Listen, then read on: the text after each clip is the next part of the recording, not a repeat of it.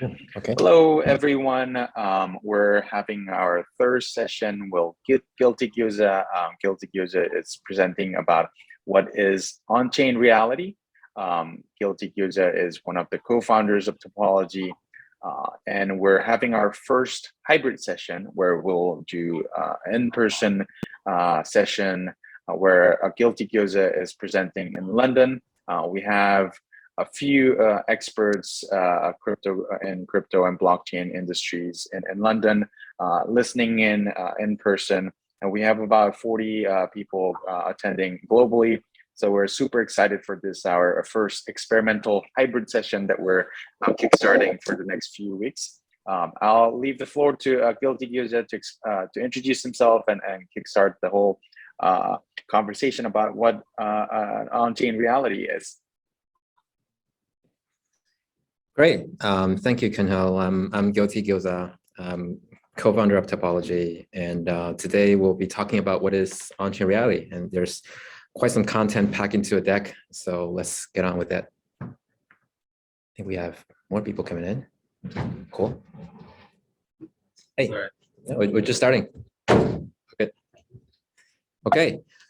So wonderful. Before we start, if you can just show the room to virtual attendees, I think it'd be wonderful just to see how interesting how a hybrid session can go both in person in London, and also we have attendees all over the world.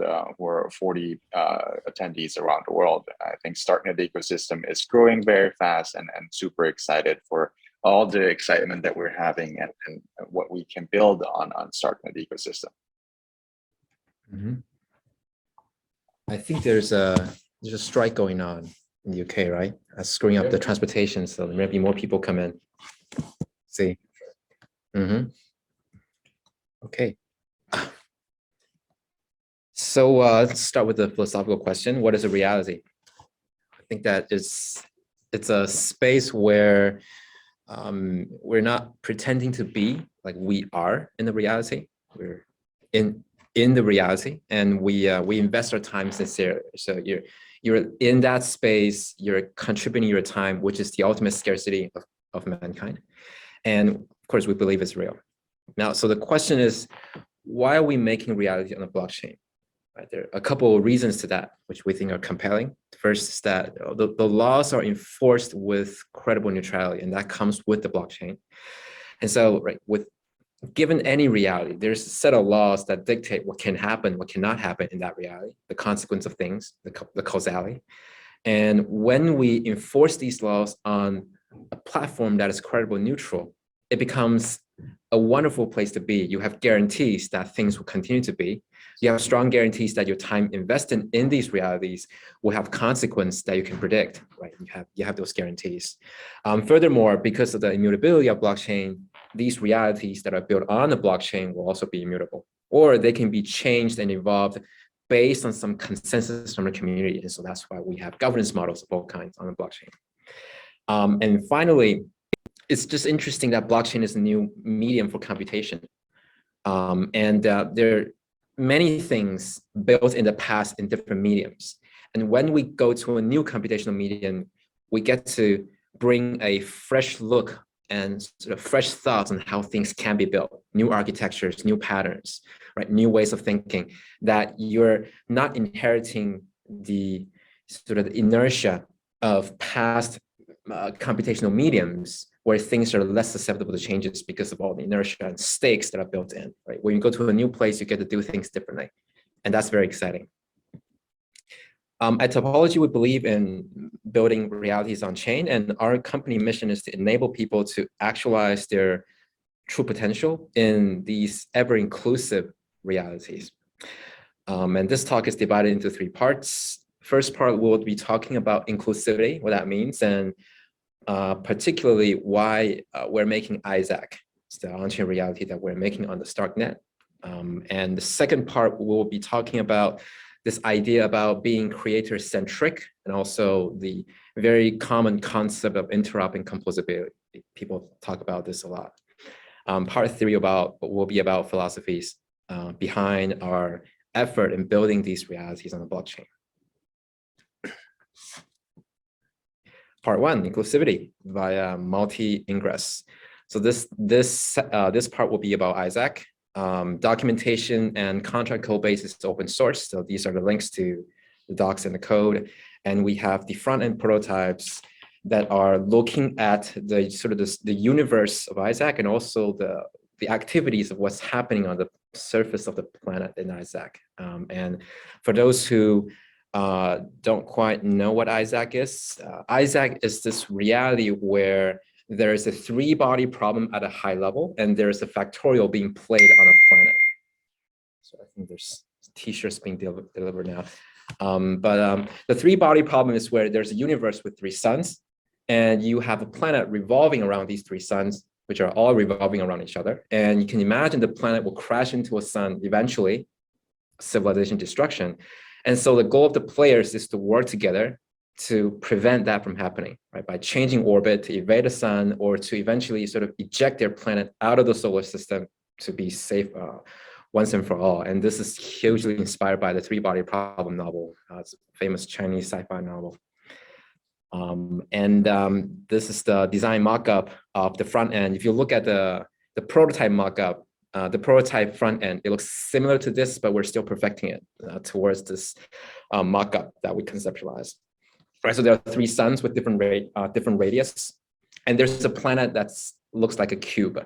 Well, the reason why it's a cube is because it's tricky to deal with spherical geometry, and so let's make the planet a cube. So you're always walking on a plane unless you're going across the edges, which simplify things. We're calling these suns with different names, and they have different radius. The mass, however, are all the same. So this is sort of a solution found where you have a three-body system, but they're all following a figure-8 trajectories that is stable. So they're all on the exact same trajectory, which is a very interesting solution. And you have the planet, of course, whimsically revolving around these suns. And there is a max age set to the universe. So it's currently set to roughly 6 days. Well, on the blockchain, you don't have seconds and minutes and days, right? These are sort of human time. On blockchain, you have block time, which is the basic unit of time. And right now on Starknet testnet, the block time is roughly 1 to 2 minutes. And so by applying a multiplier, we can sort of set the maximum age of the universe to roughly 6 days. And as you can see, the front end, the color of the front end changes day by day, right? Because the goal is to survive till the end of the 6 days, which basically constitutes a win. Of course, if you can eject your entire planet out, then you win bigger. But at least you're supposed to strive to survive the entirety of 6 days. And so, right, from the first day, it's pretty dark, and towards the end of that 6 days, it's pretty bright. It signals you're towards the end of the journey. And this is just a plot that I was visualizing the distance from the planet to each of the suns, the three suns. And as you can see, there's a periodicity, but it's quite unpredictable. And that's the whole point of a chaotic system. Things are quite unpredictable.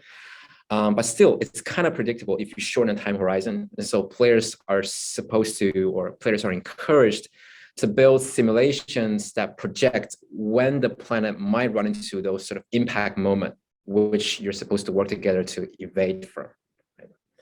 Right? Now, this is the view looking at the surface of the planet. Right? So the surface of the planet is where you play the factorial game. Of course, this is a simplified factorial. Where you build factories or pipelines of devices, right? So you can harvest materials by putting harvesters. You can transport those materials through belts, which is the gray path on the screen. And you can transport it to other devices that sort of transform those raw materials into other materials. And at the end of the day, you're supposed to manufacture things at a factory. And the most important thing that you want to manufacture is this nuclear rockets, or we're calling them NDPE, the nuclear driller and propulsion engine, right? Because the rocket drills the earth and propels the earth upwards to apply a momentum to the planet. Sorry, not the earth, but the planet core matter, so to speak. And you're supposed to manufacture these rockets and launch these rockets at the precise timing in a coordinated fashion, right? Because if you imagine a planet where two players launch rocket on opposite directions, the momentum cancel out. And so people need to work together to time and place their rockets so that they can impact their fates in the larger three-body problem. Yeah, so this is just looking at the legends where you have different devices, they're all color-coded. For details, you're encouraged to look into the documentations and for sure dig into the code base and see how the contracts are being created. But there are some design points that we want to mention. The first one is boost by energy. So they're harvesters that harvest resources, and there are transformers, right? Like refineries. Refinery is a kind of device that transform a raw material into a refined material, and we're calling them transformers. And there's rate of harvesting and there's rate of transformation. Rate as in with every tick of the universe, how much resources are being transformed or harvested. And these rates are dependent upon the energy supply, right? So there's actually power generators, and you can supply energy to these devices to boost their rate of harvesting or their rate of transformation. Now moving on to power generation, there's basically two kinds of ways to generate power. There's solar power generator and there's nuclear power generator. This funny thing with the solar power generator, the rate of energy generation is actually computed from sort of the distance between the planet and the Earth, and also the angle of incidence. So there's a projection problem. If you have your planet surface basically parallel to the direction of the ray, then you don't have any projection. And so solar radiations are computed accordingly, and you can look into the smart contract to see how it's being programmed. There is notion of max carry, right? So that you're transporting resources across these devices, and they have max carry amount, right, above which they don't carry resource anymore. And so you want to play the optimization game of transporting them off before you reach max carry. Otherwise, you're just wasting the resources that's going into these devices. On the same boat means that there's this funny mechanics that says once a rocket is launched, every rocket on a planet is launched at the same time. Right? So it's like people can sabotage by launching their rocket in very inopportune time and just wasting everyone's energy. And so this sort of encouraging player to coordinate predictably on a Discord. So we would imagine people creating Discord channels to where all the players in the same universe will be in the same Discord channel, and they will coordinate their efforts. And finally, there's escape condition, right? Because the high-level gameplay is where you're supposed to strive for escaping by ejecting your planet out. And the condition is basically two conditions together. You need to reach the escape velocity. Escape velocity is calculated accordingly. Right, where the kinetic energy cancels out of the potential energy. And there's a range condition, so to speak. When you reach the escape velocity, you want to be already far away from that solar system so that you're guaranteed to be on a safe path to safety. So the two conditions at work to constitute the escape condition. And now moving forward from the mechanics to the governance model, these are infinite games that we want to build infinite games. I think infinite games is this wonderful concept by James Cars, which says just finite game that is being played for the purpose of winning. And there's infinite game that you play for the purpose of continuing to play. Right? So you play not to win, but to play more and play better. That's the notion of infinite game. And we love this concept. And so we are designing a DAO architecture pattern that we're calling Cars DAO, crediting James Cars, the inventor of this concept. And this DAO is supposed to be governing the evolution of infinite games. So we have a diagram here. At a very high level, it's quite simple, right? So player play in subject, and subject here is the games being governed by the DAO. Right? So player play in the subject, and the subject will report meaningful play to the DAO. These meaningful play will get converted into voice in the DAO, so ledger in a smart contract. And these voice will be converted into vote when the players vote on proposals. Right? So the more meaningful play you invest in the subject, the more voice you have in the DAO, and more of a governance right you have when there are proposals to be voted for. And there's notion of angel, right? Because with every creative endeavor, right? It's like writing a novel. It doesn't quite work if 1,000 people write the same story, right? It's same with games. Games are very complex software projects that most of the time it's beneficial to have one benevolent developer that is driving the progress of these software. So in this design, you have the angel, which is the developer of this game. And angels can exclusively create proposals, but only the players can vote on proposals, right? So players have the power to veto any proposals if it's malicious. Most of the time, if you're vetoing the proposals, it means that the game is not evolving anymore. And the right thing to do is just to fork the entire project and not nominate the developer that the players want. The players want to govern the game, the evolution of the game. So everything is on the blockchain. So the forkability, it just comes with that property. And then finally, you have a charter on the bottom right, which is the contract without any backdoors. That's pure immutable contract that defines how things should be, right? So sort of the mapping rate between play and voice, the mapping rate between voice and vote, and so on. And because there's a mapping rate between voice and vote, you can implement plural voting or quadratic voting if you want, if it makes sense to the particular instance of the DAO. And in Isaac particular, card style is a standard, it's this pattern that we are creating. And Isaac DAO concretely inherits from this pattern. And so you have Isaac DAO in the middle, shaded in blue, and it's governing Isaac, the subject. And in Isaac, you can see there's a lobby that has a number of parallel universes beneath it. And these universes is just like, you go to a Fortnite lobby, you queue up, right? And you get dispatched into a Fortnite game. These are just parallel universes that are all going at the same time. And each universe having its civilization of players. Right?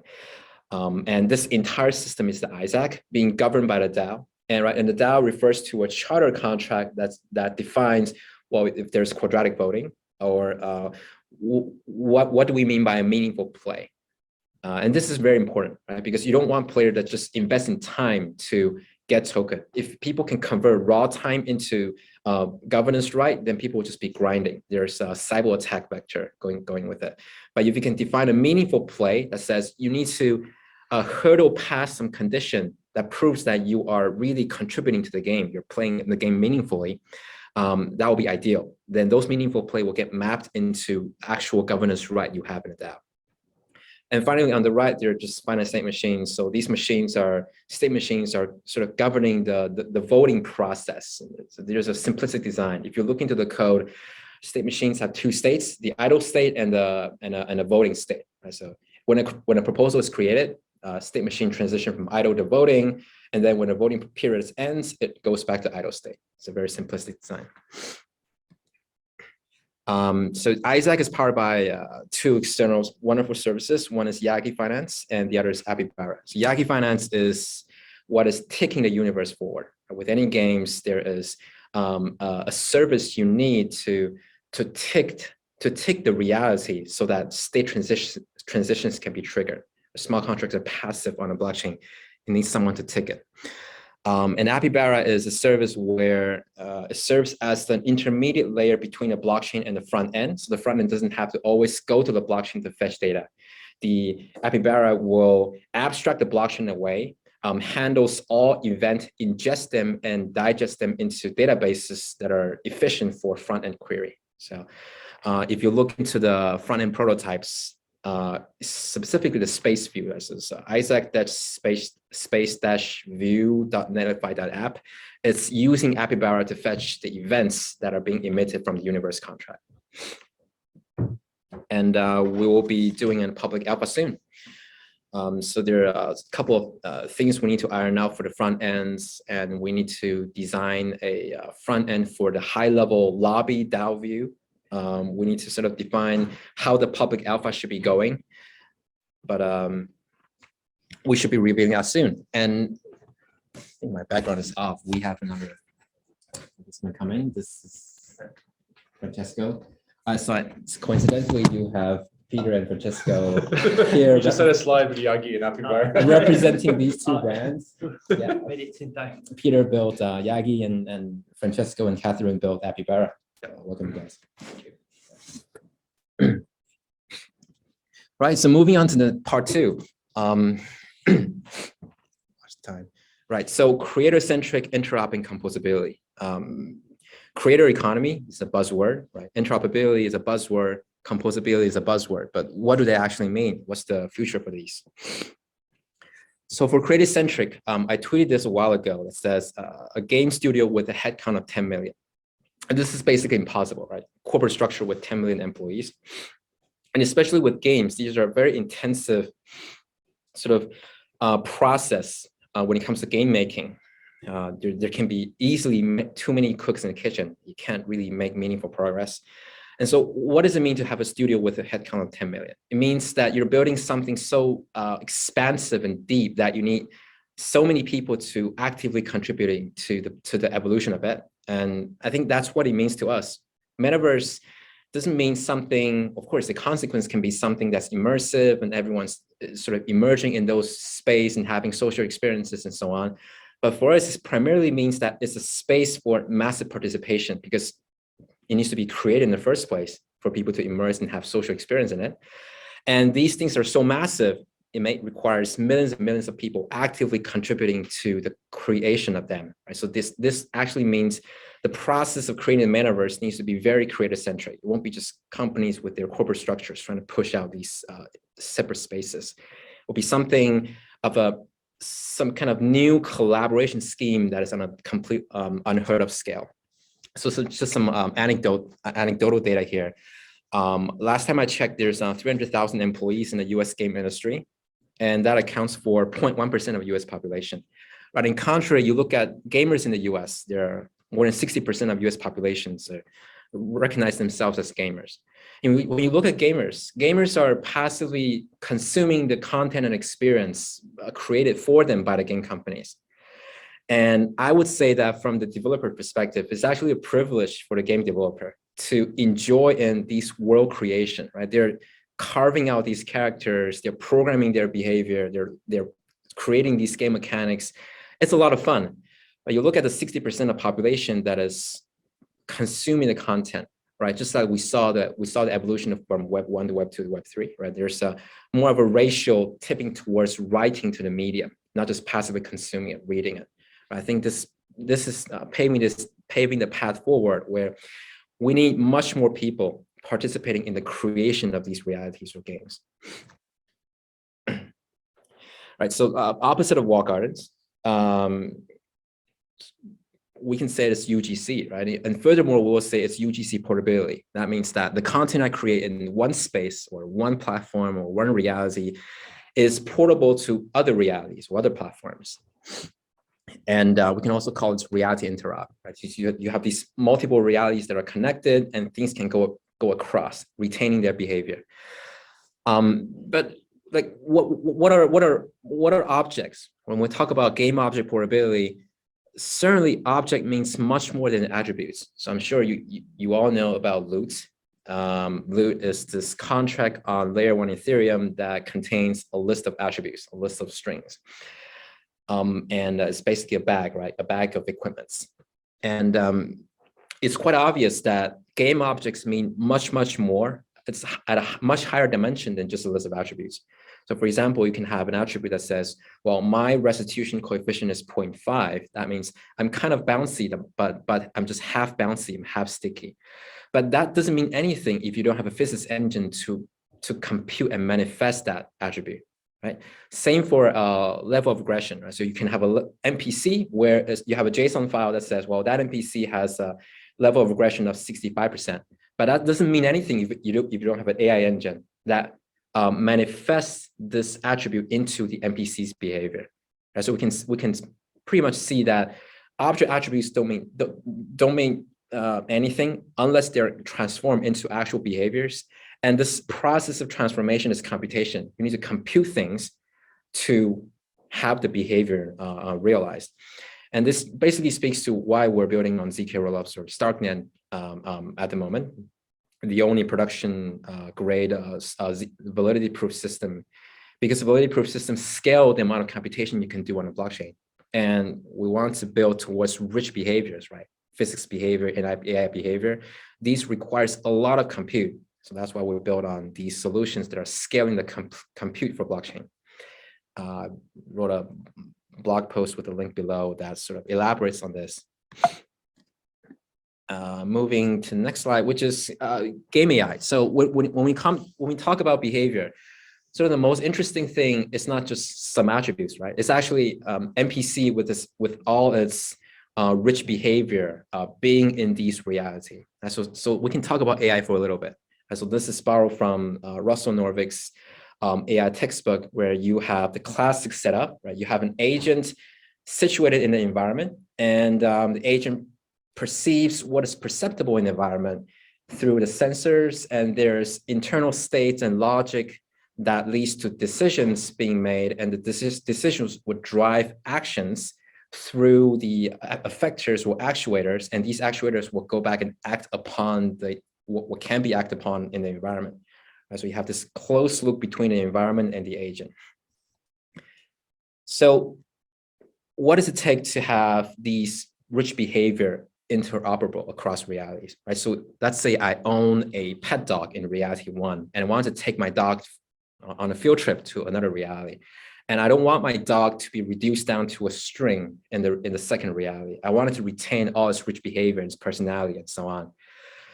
Right?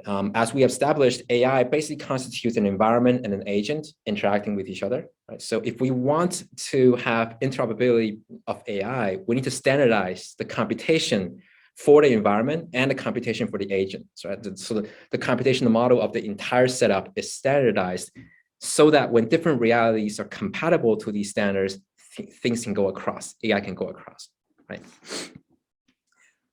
So that's AI interrupt. Now, moving forward to composability. So you have this diagram that shows you a huge behavior tree. And this behavior tree is defining the behavior of one NPC in the division, the game. This screen is screenshot from a GDC talk in 2016. So this one huge behavior tree, right, defines the behavior of an NPC in a shooting game. And you can see it's pretty modular, right? So with trees, you can prune trees, you can create subtrees and compose subtrees into bigger trees, right? So you have this setup where you can compose behaviors and create increasingly more complex and richer AI. So we're calling this the new kind of UGC. People say UGC is like, oh, new skins, right? New objects you can place in the world. But we think that what's really interesting about UGC is actually UGB, user-generated behavior, right? Imagine you can give players, or just players defined by passive consumers of video games. If you can give them a tool to create NPCs and define behaviors in these realities, right? You're giving them tools, so you're inviting them to go from the back seat to front seat and participate in the creation of these realities. While there are so many models and constructs dated back many decades ago, right? When it comes to AI, there's robotics and there's machine learning. There's all these different disciplines involved in sort of the construction of this problem. On the left, you can see this is called a finite state machine, or more specifically, it's called state charts, or you can call it hierarchical finite state machines. Invented by David Harrell in '87, and you have state machines that can go hierarchical, right? So you can have state machines, and then you can open up one state in which you have another state machine, right? You can just go recursively. This model gives us the expressivity to describe large systems and complex behaviors. On the right, you can see behavior trees. Behavior trees are just super prevalent structures in the game industry for NPC behaviors to be described and represented. And so we are thinking that, well, there's so many models for describing AIs, right? But we think that the right approach is actually we need to design actual games.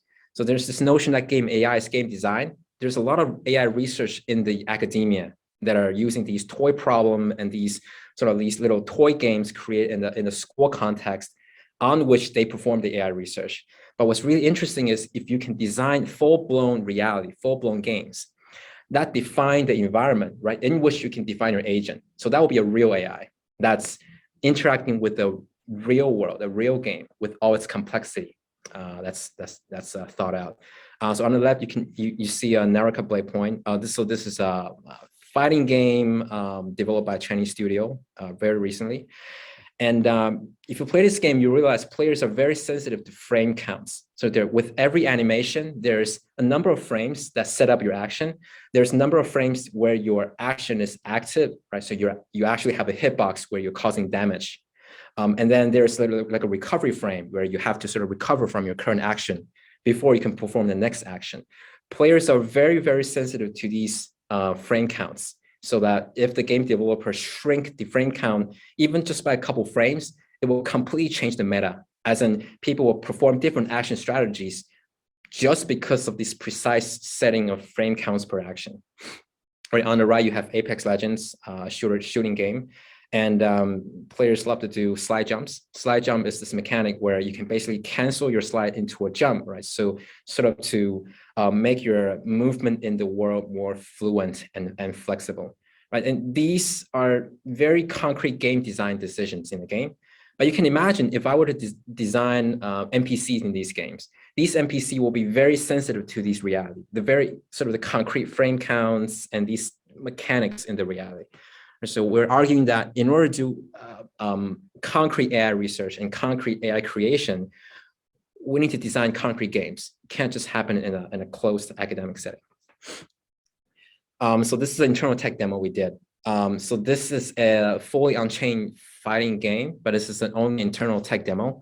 In this demo, I have one character performing a predetermined action sequence, and I actually turn off the second character so it doesn't get rendered. And however, I'm running on the blockchain, there's two characters interacting, but I turn off the second character for the demo purposes, right? So you can see one character performing forward dash, doing some actions, doing a backward dash, do some more actions, and then have a finishing move, right? And this entire AI behavior is described basically by just this, right? So you have a funny state machine that has only one state. That's called demo state. Right? So if you ask this player, or we're calling it Jessica. So if you ask Jessica, hey, what's the state of your mind? She'll answer, well, I'm in a demo state of mind. I'm demoing today. And within the state machine, there's this funny behavior tree that says, what is my input buffer? If my input buffer is empty, then I do nothing. I just let the input buffer play out. If my input buffer is empty, and then I will push this predetermined sequence of actions into my input buffer. And if you play fighting games, you'll be familiar with input buffer. It's basically a mechanism where you can sort of pre-enter actions into a buffer that gets played out in the following frames. And so that we're sort of leveraging input buffer for this construct so that AIs can actually sort of pre-populate an input buffer with predetermined sequence of actions, but they can manipulate what's in the input buffer, right? And in the engine loop, the input buffer gets popped every single frame. So that every single frame, there's one action pop on the input buffer and performed by the agent. If the buffer is empty, then nothing's being performed by the agent. It's just perform no action, null action.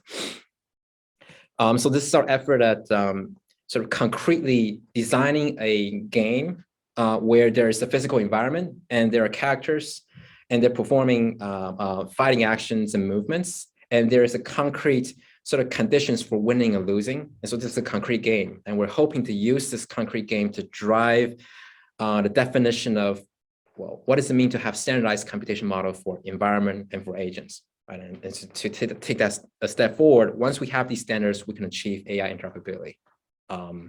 So that's sort of our next focus after Isaac. Finally, talking about our philosophies and building these realities, we believe in thinking in leaps.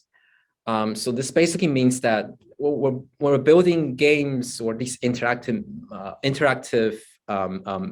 media projects on a blockchain, we want to take leaps.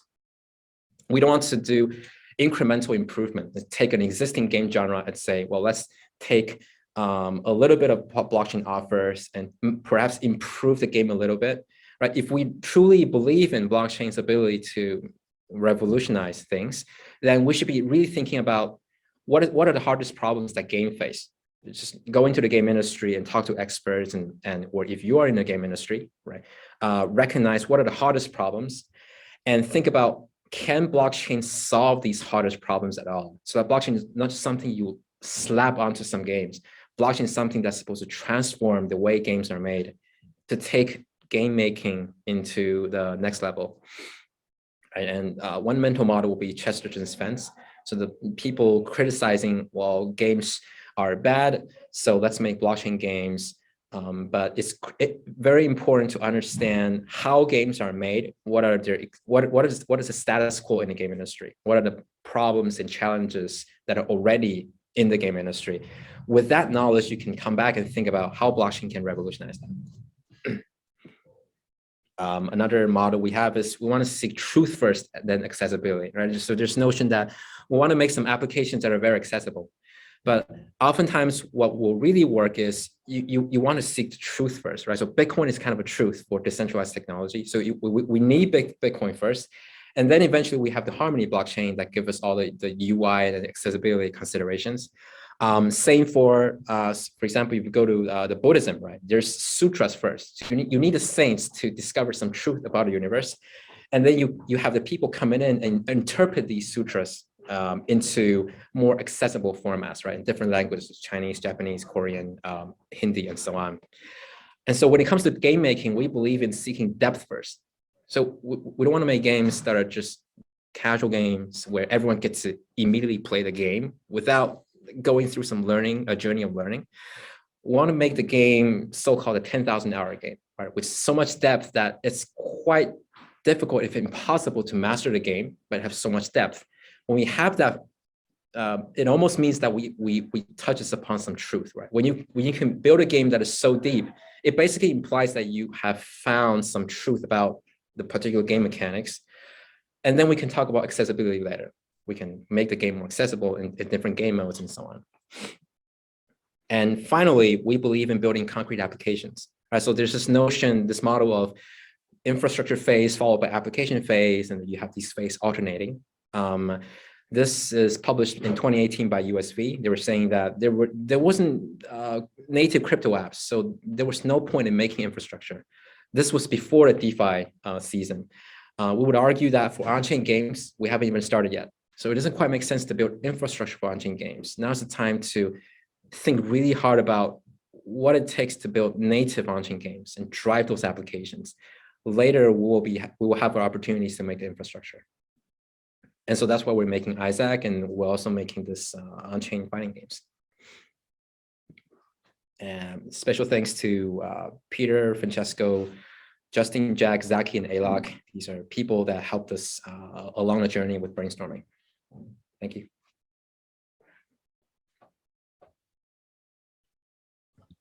Wonderful. I will open up the floor to Q&As. I think it's our first time doing the hybrid session in person and also online. So feel free to ask questions. If anyone asks in person, if guiltygyoza can repeat the question so that everyone can hear the question, that'd be wonderful. Yeah, so feel free to ask any questions about the presentation or what an on-chain reality is.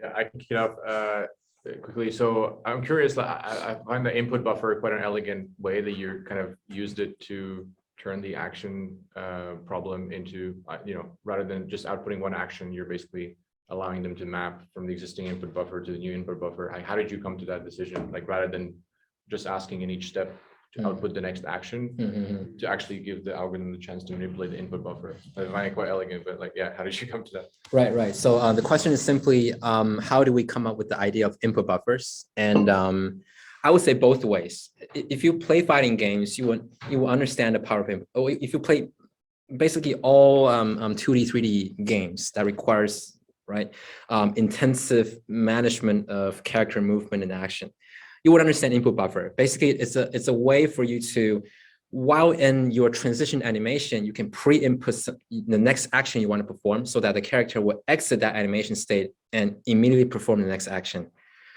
So as you don't have to sort of time that action very precisely, you can pre-input the action, which gets queued up and executed by the engine automatically. So this inspiration from playing existing games. And also it's just, without an input buffer, right? You would need an agent to basically decide what action to take every single frame. And so if I, as an agent, want to take like a simple combo, right? A, B, B, X, for example. You would need a state machine. That was pretty funny. You would need an A state, and an A state, a B state, a B state, and an X state. And you will basically need a transition across these 5 states before looping out to other states. There's a lot of redundancy with this, right? So if we have an input buffer, we can have one state that triggers the sort of pushing an A, B, B, X into the buffer. And you can just monitor if the buffer is empty or not. Or there's some other condition you can interrupt yourself that says, oh, I perceive my opponent as in within X distance, so I will clear my input buffer and perform an evasive maneuver, something. So it's, I would say both ways. Yeah, no. You mentioned the concept of meaningful play and kind of how that relates to governance. Like, could you go into a bit more detail about how you kind of are thinking about designing that in a way that isn't like easily simple? Right. Yeah. So I think that's actually a key component of the DAO pattern here. Right. So there's a report play on the bottom of the screen. Play in blue font. Imagine there's no such definition of meaningful play, right? So let's go to the opposite and say, let's just simply translate play time into governance right. So the more you play, the more governance right you have.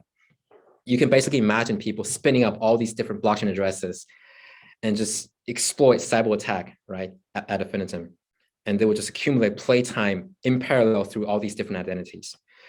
So instead, you don't want to gate with time. Okay, so what is the alternative, right? Traditionally, we have coin voting, which says governance right is to be bought, so that the more capital you want to put at stake in the DAO will translate into the governance right, the say you have in the DAO. We all know there's some weaknesses and constraints with coin voting. It's quite wonderful, but it's not good enough. Right, so let's go to the radical and say, let's just take capital out of the picture and define governance right strictly in function of meaningful contribution, and it's like a generalized contribution. Of course, you can actually have play include capital contribution if you want so, but in Isaac, for example, concretely, the meaningful play in Isaac, so there are 2 ways to perform meaningful play. The first way is to survive the 6th day of universe. Because if you survive, that basically means you have evaded the sun multiple times. So you've actually put an effort into studying the mechanics and cooperating with your civilization and so on. So that's meaningful play. Another way to achieve meaningful play is to escape the solar system before the 6th day is up. Right? So that's a more significant contribution, because you actually put in the time to optimize your factory to be able to build so much nuclear rockets and to coordinate in a wonderful fashion so that you're launching your planet in escape velocity, right? So that's an achievement. So, but I think all in all, this is the tricky part. You want to define meaningful play, and you want to be thinking very adversarially how this definition could be gained, and you want to perhaps some kind of recourse, perhaps some community-based recourse to tackle the case where the definition of meaningful play is abused. But yeah, that's a high level. Yeah. I want to touch on a word or a concept we've used a few times, which is time. So coming from programming and Ethereum, I know that kind of state changes happen on a block by block basis, right? And so in some sense, time on Ethereum is kind of, in an atomic sense, it's a block by block kind of thing. For Isaac and the games you want to build and the realities you want to build, how do you work with time? Like what would time be, I guess? Would it be a block by block state change, or is there something kind of smarter going on that allows you to kind of be more granular? Yeah, so the question is, how do we deal with the notion of time in this reality on a blockchain? And with blockchain, we know that there is a native account of time, which is block time. So that is a very good question. I think in the physics system of Isaac, time is quite arbitrary. If you look into the contract, you will see very funny parameters that says, well, all the sun has the same masses, and the value actually correspond to the gravitational constant, which is not natural. But this entire sort of setting allows for a smooth or a desirable setup of the Isaac reality. And particularly when it comes to time. So we can say we want the age of the universe to last, right now it's lasting 21,060 blocks. Because if you translate that with block time of 2 minutes, that will give you 6 days. And we choose 6 days because of some arbitrary religious connotation. So the universe lasts 6 days, and you can sort of translate that into block time if you have somehow a guarantee of block time, right? Which perhaps we don't have moving forward. But I think this is an ongoing question. Especially when it comes to Starknet. So this is a tricky thing. I think Starknet, with the introduction of recursive proof, the notion of block time will perhaps go away. So this is a tricky thing. I think there will be new mental models, how we deal with time. Basically, we have different provers submitting proofs to be sequenced. Right now with Starknet, the notion of block time is such that you have one block where proofs are getting lined up, like filling up a bus before the bus leaves the station. And you need this because if the bus doesn't get filled up, you don't have enough transactions to amortize the layer one the gas cost. But with the introduction of recursive proof, I think the notion of block will change, and so was the notion of time. So I think this is an open question.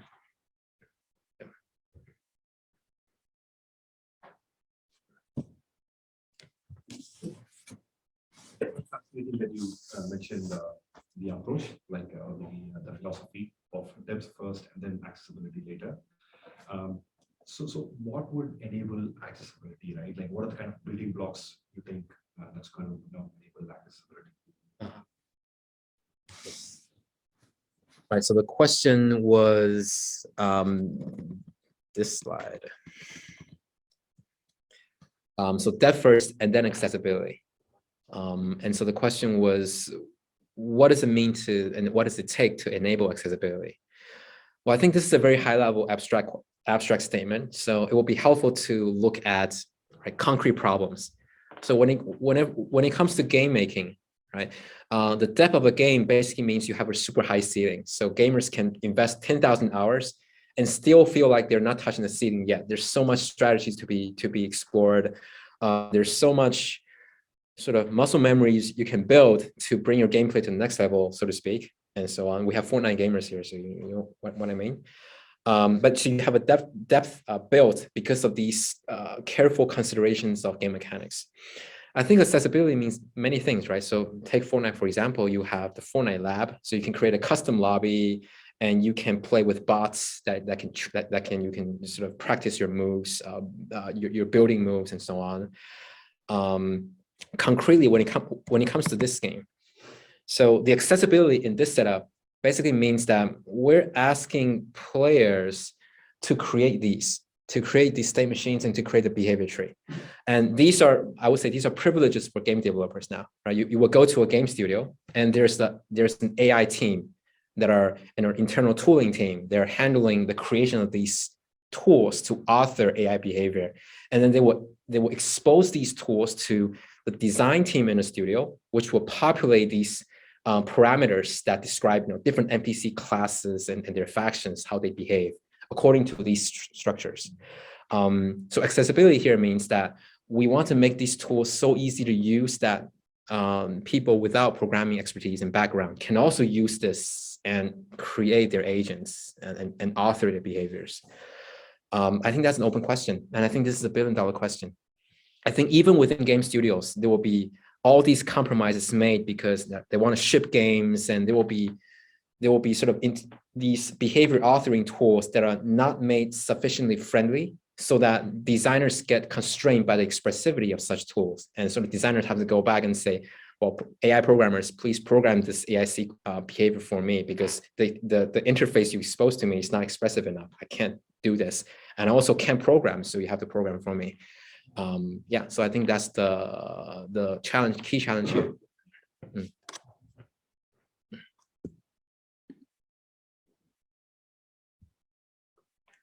Oh, we have question in the chat. So question from Matthew, can you talk again on what the angel and charter components to the previous diagram? Yeah, so this is in the DAO pattern.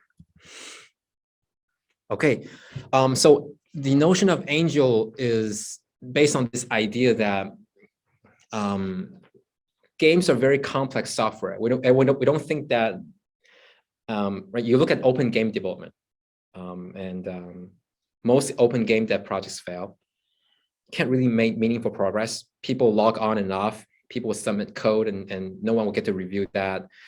People will promise roadmaps, and because of their life change, they never get to contribute to the games anymore.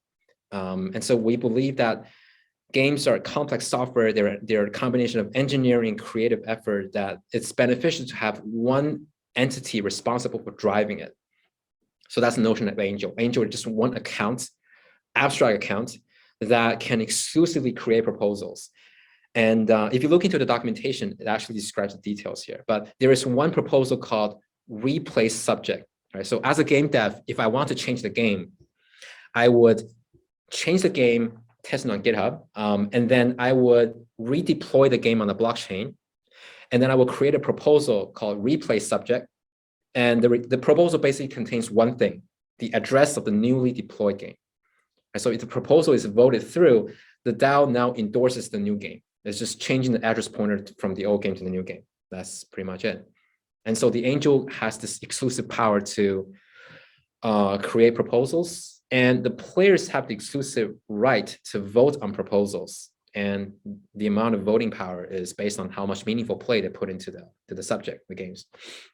The charter here is just a small contract that defines important parameters involved with the governance. So they're right here. There are two important parameters. The first one is the definition of meaningful play, and the second one is how do voice map to vote.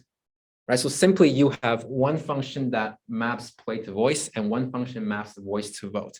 That's it. And so the charter defines basically these two functions, and they define it deterministically, meaning that there's no storage in the contract that can be backdoor changed by anyone else. It's just a static contract, pure functions. The contract is immutable, so it defines the two mapping here. And so if you want to change the charter, you have to deploy a new charter on the blockchain, and you want to create a proposal called change charter. And once that is voted through, the DAO will point to the new charter, and the DAO will refer to the new charter, or specifically the new functions to perform the mapping, right? The mapping from voice to vote, the mapping from play to voice, and the mapping from voice to vote. Hope that answered the question. We have a second question that was about what are sutras and hermeneutics. So this is just oh, sorry, what is this? Oh, so this is just an analogy that was quite handy. All right, so the high level is we need truth first, and then we can consider accessibility, right? So sutras is basically these sort of very compact sort of expression of truth about a universe. And then these are discovered by the saints, people with wisdom. And then you have people coming in and interpret these very compact expressions into sort of more accessible language and also into more modern languages, right? So you will have the sutras perhaps written in Tibetan. Not many people read Tibetan. And then you would have people come in and interpret these classics into modern Japanese, Korean, Chinese, Hindi, and so on, making them accessible. So this is just a sort of progression of finding what's true and then making it accessible to people. And we're just, I guess, arguing here that when it comes to making games, it's beneficial to make a game that is very deep, which means you are touching upon some truths to make a game really deep. And then you think about how to make the game accessible, more playable by people with different experience and backgrounds. Yeah, I think we've. Yeah. And I guess this kind of also relates to the whole angel chart, like all the questions around governance. So what's the intuition behind in the place relying on only on-chain governance as opposed to just like off-chain, similar ways like how dark forest works? And like specifically for the angel, what's the incentive for like a given angel, maybe a dev, whether that be Topology or like another team, to like engage with on-chain governance as opposed to just, oh, if they want to create a new game, just fork a new game and advertise on Twitter. Like if that makes sense. Like think about on-chain versus off-chain governance, what the incentives are. Yeah. So the question is, why making the governance model on chain, as opposed to keeping things off chain and making a new games and tweet about the new games, say, well, we publish on Steam or Epic Game Stores, right? I think we're just very enthusiastic about the future of DAOs. And right, notice in DAO, there's an A, autonomous. A lot of DAOs are not quite autonomous. They rely on processes that are not quite on chain. A lot of human consensus and activities off-chain need to be carried out in order to trigger some actions in a DAO, right? So you have this wonderful contract defined on chain that says who can do what under what condition, but then the triggering of that is all on Discord and Telegram and all these off-chain platforms. So I think us being excited about the future of DAO means that we want to build more autonomous systems. And so this challenge that we're taking on is, can we take the process of evolving a game completely onto the blockchain? And the key assumption here, sort of the key enabler here, is the game is on the blockchain. So you're not sort of governing the creation of a game where the game is off-chain. You're governing the creation and the evolution of a game where in the entire thing, players, the game itself, the DAO, and so on, they're all on the blockchain. And the benefit of putting everything on the blockchain is there's transparency and there's neutrality, right? So companies don't get to sort of change the charter at will and sort of mess up the governance rules that people agreed upon, right? Companies don't get to change some arbitrary parameters in the games and sort of screw up people's enjoyment because they think that, well, by turning these knobs, they can turn the revenue up and down to their interest. Building everything on the blockchain means things are transparent, and with transparent, there's more trust, and there's more participation, and it's more inclusive. More people can come in and participate in an autonomous and permissionless fashion. So I think this is the ethos of building things on chain. Yeah.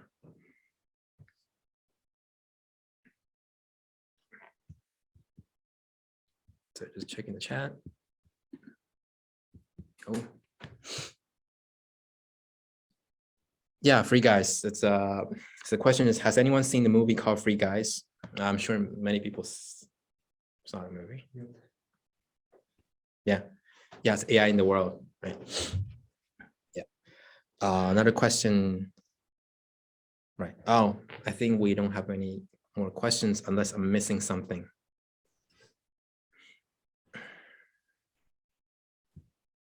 I think you answered all the questions. I think we're hitting that 1 hour time.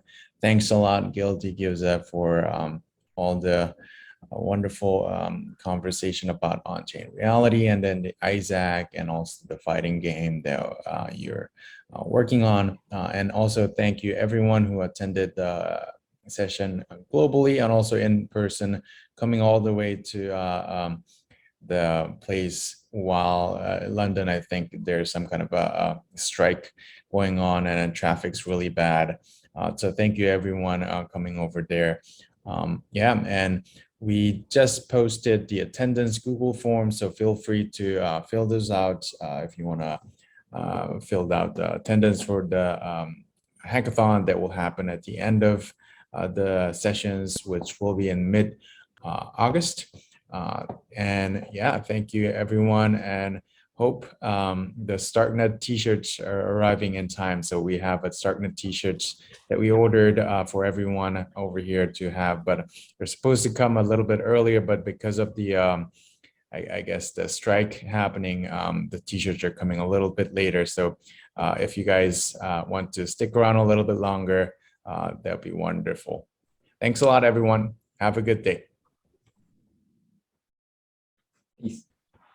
Bye-bye.